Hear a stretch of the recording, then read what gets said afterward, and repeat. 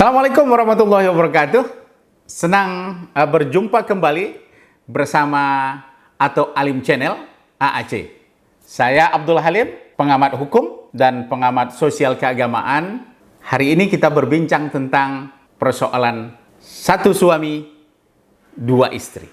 Sahabat sekalian, saya agak terkaget beberapa hari ini ya, melihat fenomena adanya seorang laki-laki ya yang bisa kawin dalam waktu yang bersamaan ya dengan dua perempuan. Padahal umurnya misalnya masih belia, masih di sekitar 20-an tahun. Tetapi dia melakukan perkawinan secara bersamaan dengan dua wanita. Sahabat sekalian, sepertinya ini adalah persoalan besar bagi kita. Saya merasa sebenarnya sahabat sekalian terenyuh melihat ada hal besar di sini yang harus kita pikirkan bersama, yaitu pelecehan terhadap perempuan. Jadi pelecehan terhadap perempuan. Ada fenomena di daerah, misalnya saya baca di beberapa media, itu di bulan Juli tahun 2021 terjadi di NTB. Baru saja terjadi di bulan September ini ya, di Palembang. Jadi anak muda yang sebenarnya baru berusia 25 tahun tetapi mengawini dua orang istrinya sekaligus. Sahabat sekalian, ada persoalan di sini. Pertama, di dalam undang-undang perkawinan kita, yaitu yang diatur dalam Undang-Undang Nomor 1 1974 tentang perkawinan, bahwa prinsip yang dianut sebenarnya adalah sistemnya adalah monogami, bukan poligami. Artinya seorang suami, ya, satu suami, satu istri. Ini prinsip. Maka kalau di bagian lain memang ada diatur terkait dengan izin poligami. Tetapi sahabat sekalian, ya, dalam konteks poligami, Undang-Undang Nomor 1 Tahun 74 maupun kompilasi hukum Islam itu memiliki persyaratan-persyaratan ya yang sangat ketat untuk melakukan itu. Misalnya, adanya gangguan kesehatan bagi istri yang tidak mungkin sembuh lagi misalnya. Itu artinya, itu posisi dalam keadaan darurat. Atau juga mungkin salah satunya tidak bisa melahirkan keturunan.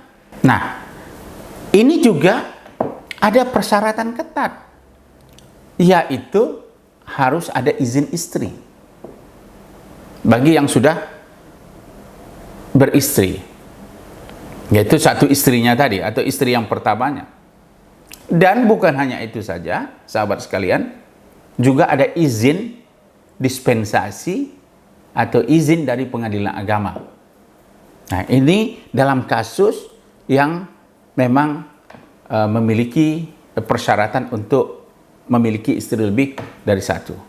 Nah, sahabat sekalian, dalam kasus yang baru terjadi kemarin di Palembang, ini tidak ada satupun klausul, tidak ada satupun alasan yang sebenarnya yang membolehkan seorang suami dalam waktu yang bersamaan langsung dengan dua istri. Ini bagi kita adalah pelecehan terhadap perempuan. Apalagi kalau dilihat dari aspek ekonomi, pekerjaan laki-laki itu juga adalah sebenarnya seperti buruh, atau mohon maafnya mungkin untuk satu istri saja belum tentu mampu secara material. Nah, inilah apalagi dua. Yang anehnya bagi kita adalah kok ada perempuan yang mau diperlakukan seperti itu. Nah, kalau kasus di NTB misalnya kita lihat sahabat sekalian, itu karena faktor adat, di mana adat seseorang laki-laki bila sudah membawa anak perempuan orang, lalu kembalinya misalnya maghrib, maka itu biasanya pihak keluarga perempuan menuntut untuk nikahi. Sama juga terjadi dalam kasus itu, hanya beda minggu, membawa dua perempuan secara berbeda waktu, di dalam waktu yang tidak jauh, langsung juga pihak keluarga menuntut untuk dinikahkan. Nah, inilah sebenarnya faktor adat yang sebenarnya juga ini tidak sesuai dengan syariat Islam. Islam mengajarkan adalah bagaimana menghargai eksistensi atau harga diri perempuan. Menghargai juga dari aspek proses, yaitu proses yang diatur oleh negara kita. Negara kita sudah jelas mengatakan bahwa prinsipnya adalah prinsip monogami, bukan prinsip poligami. Nah, disinilah peran kita. Jawaban kita adalah bagaimana kita melakukan kembali, ya, menyampaikan pesan-pesan keagamaan bahwa sebenarnya prinsip dalam hukum Islam itu adalah satu istri, satu suami.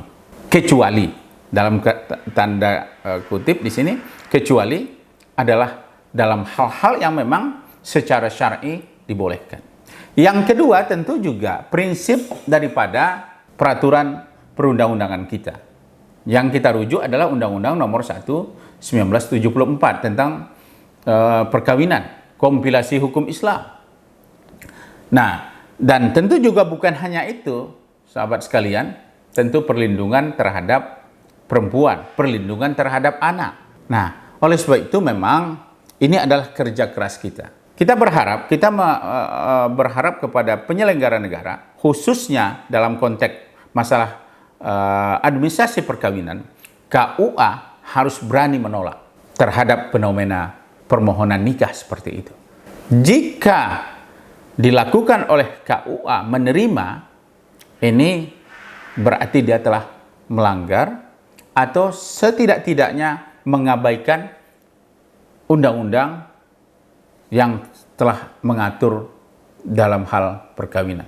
Sahabat sekalian, kalau kita lihat di dalam konteks agama sekalipun, sebenarnya pertimbangan-pertimbangan, ya, maqasid syariah atau pertimbangan tujuan hukum itu juga adalah salah satunya adalah bagaimana melindungi diri, termasuk melindungi perempuan, melindungi jiwanya, melindungi hartanya.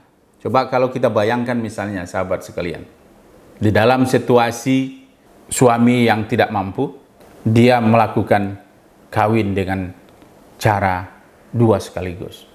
Ini jelas adalah hak women rights-nya, hak-hak perempuan terabaikan.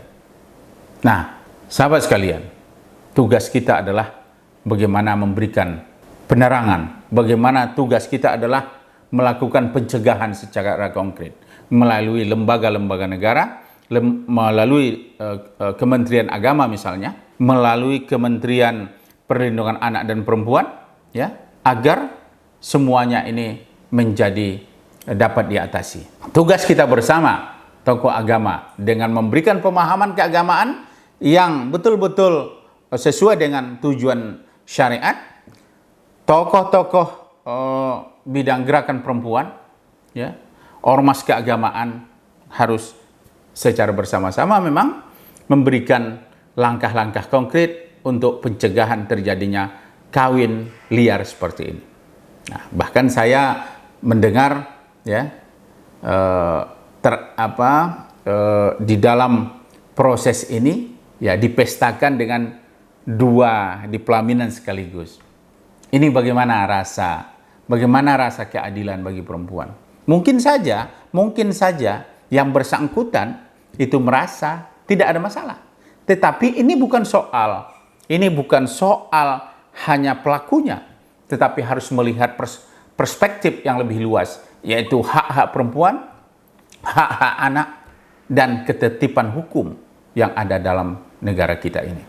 Insya Allah dengan kebersamaan, dengan pendekatan keagamaan yang lebih substantif, kita akan dapat mengatasi semua ini. Insya Allah dengan menegakkan prinsip-prinsip hukum ini akan lebih baik di masa depannya. Demikian saja barangkali kita berharap jangan ada lagi kasus seperti ini yang akan muncul di kemudian hari. Sampai jumpa dan kita akhiri. Assalamualaikum warahmatullahi wabarakatuh.